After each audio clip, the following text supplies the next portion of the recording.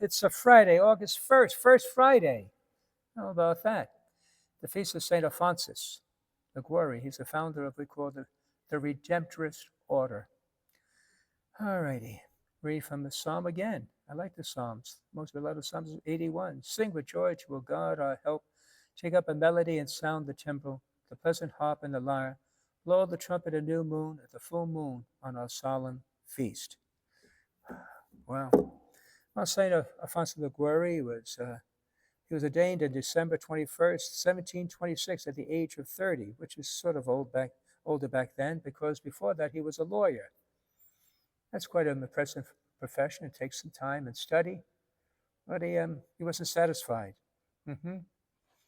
And something was restless in him, and he heard his interior voice say to him, "Leave the world and give yourself to me."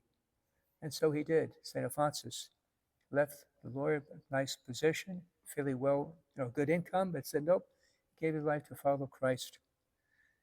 And that's I give a lot of credit because, I went to the seminary young, and to tell you the truth, a lot of we seminarians at the time, it wasn't really a sacrifice, right? None of us were lawyers at the time. Most of us from New York City and maybe Long Island. We didn't have much. It wasn't like we're leaving, beautiful. Now, what kids have, rooms, TV, the refrigerator, nice lifestyle. But we went to the seminary, probably we gained. But I also say this about the seminarians, very intelligent group. Usually on the scale of things of the curve, they'd be on this side. And even our young priests today, I admire them. They too, like Alphonsus, some had careers, and yet they decided they felt the call of God. And the Redemptorists, the order that he founded, still exist. They had one great devotion they have is a Lady of Perpetual Help.